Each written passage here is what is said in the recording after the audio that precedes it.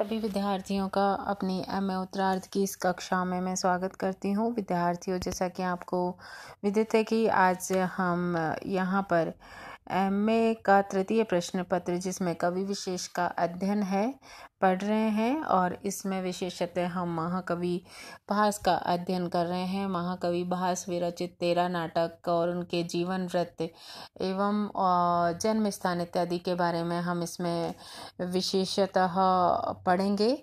विद्यार्थियों, जैसा कि हमने प्रथम अंक प्रारंभ कर दिया है और प्रथम अंक में हम पांच श्लोक पढ़ चुके हैं। तो थोड़ा सा बस मैं 5वें श्लोक का जिक्र करना चाहूँगी और प्रसंग के लिए पूर्व की वीडियो पर थोड़ा सा हम प्रकाश डालेंगे। तो देखिए, यहाँ पर जो दुर्योधन है, दुर्योधन के द्वारा यज्ञ किया जा रहा है और उस यज्ञ में ब्राह्मण, राजा, बालक इत्यादि दूर दूर से लोग आए हुए हैं। तो उन लोगों के द्वारा, ब्राह्मणों के द्वारा उनकी यज्ञ प्रांगण किस प्रकार का दिख रहा है, इसके बारे में विवेचन किया जा रहा है। तो देखिए, सर्वे अभी हम यहाँ से पढ़ना प्रारंभ करते हैं। सर्वे भो भो माणकः, भो भो माणकः, यानी सभी ब्राह्मण जो वहाँ पर आए हुए हैं वो एक दूसरे से बात कर रहे हैं और सभी ब्राह्मण एक साथ में कहते हैं कि भो भो माणकः, यानी हे ब्रह्मचारी बालक गण,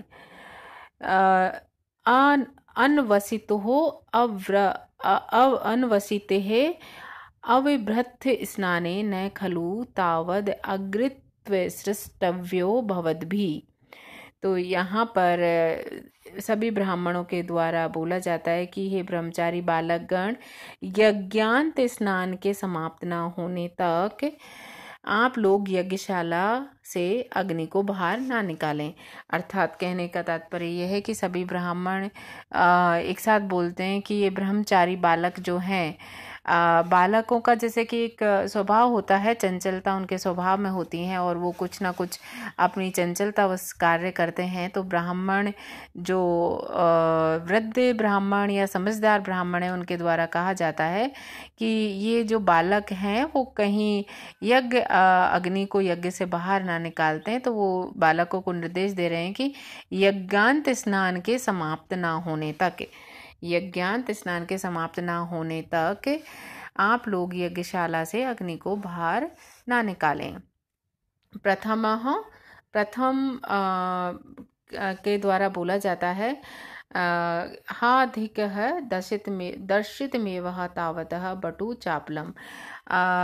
हाय मतलब धिक्कार है या मना करने के उसमें बोला जाता है कि इन बालकों ने ऐसा लग रहा है, दर्शितमेव यानी ऐसा दिखाई दे रहा है कि कुछ बचपना या चंचलता कर ही दी है। यानी बटु चापलम से तात्पर्य है कि बालक के अंदर जो चंचलता होती है, ऐसी चंचलता का मानो यहाँ पर इन बालकों के द्वारा प्रदर्शन कर दिया गया है।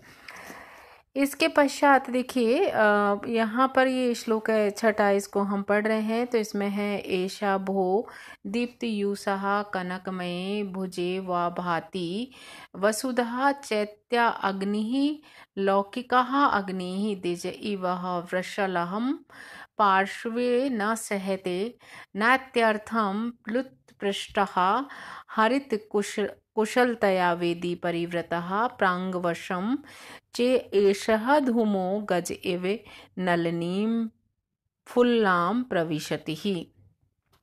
ऐसा भो, या मतलब यहाँ पर ऐसा मालूम पड़ता है, ऐसा लग रहा है। तो यज्ञ प्रांगण को देखकर ब्राह्मणों के द्वारा बोला जाता है कि यहाँ पर ऐसा लग रहा है, दीप्तियूषः यानी जल उठने से यज्ञ स्थलों के दीप्तियूषः कनकमये भुजे व भांति, यज्ञ स्थलों के जल उठने से ऐसा मालूम पड़ता है मानो पृथ्वी के स्वर्ण में हाथ निकल आए हों।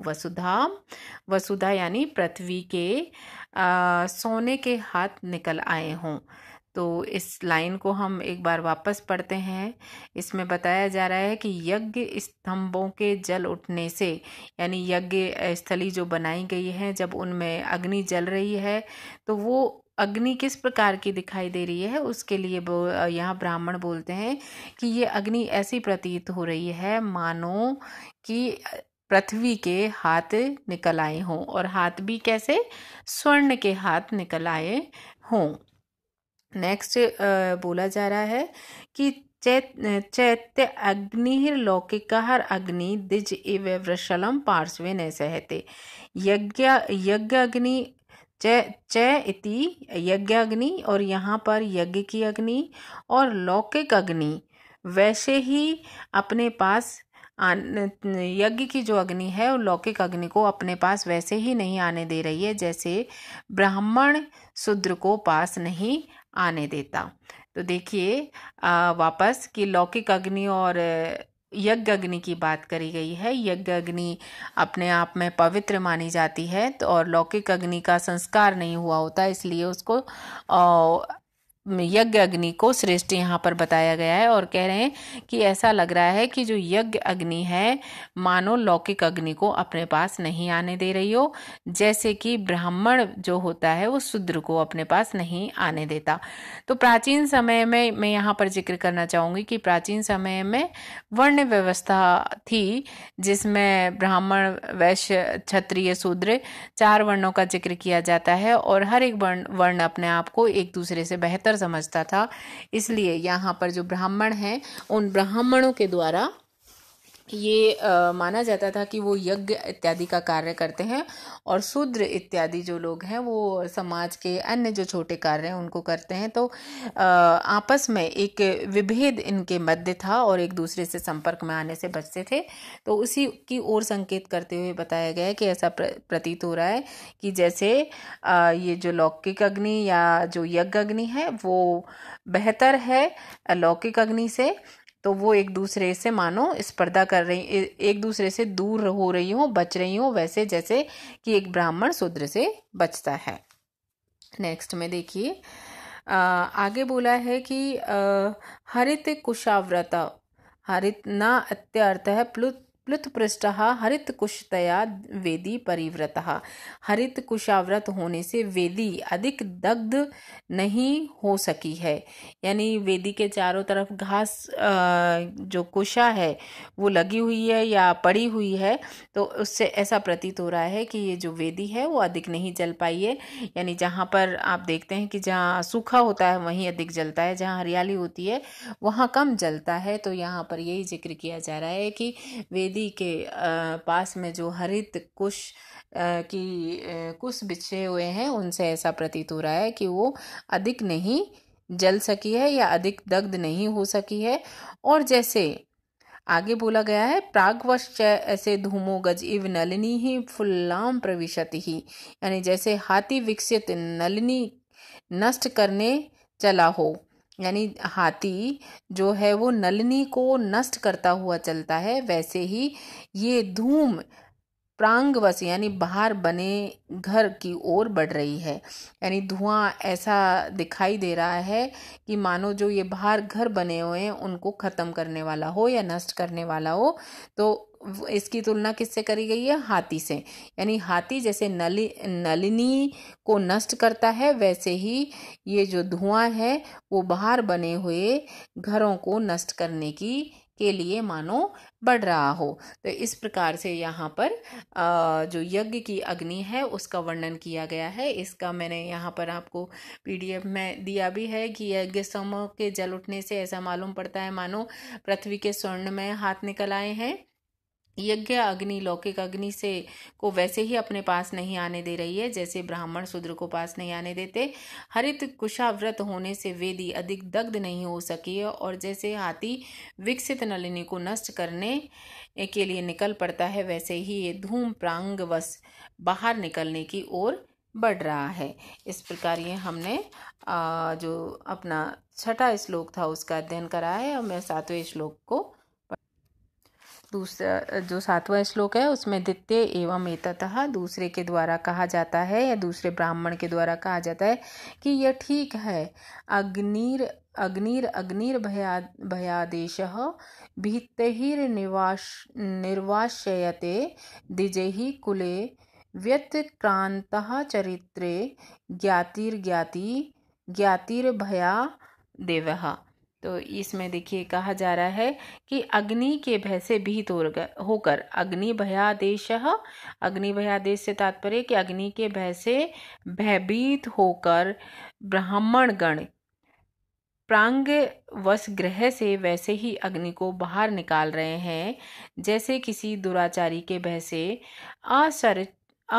असच्चरित कुल के किसी आत्मीय जन को अलग कर लिया जाता है। देखिए इसमें कहने का तात्पर्य है कि जो अग्नि यज्ञ की अग्नि बाहर के घरों में प्रवेश कर रही है तो भय के कारण जो ब्राह्मण गण है उस अग्नि को घर से बाहर निकाल रहे हैं, उस अग्नि के धुएं को बाहर निकाल रहे हैं।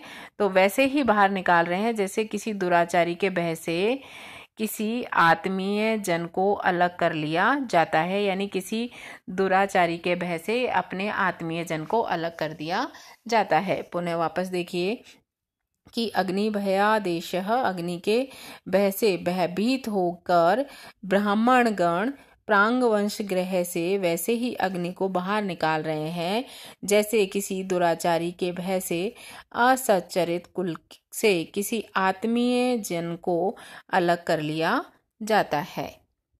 तो ये हमने 7वें श्लोक का इस प्रकार से अध्ययन करा। 8वां श्लोक हम यहाँ पर पढ़ रहे हैं।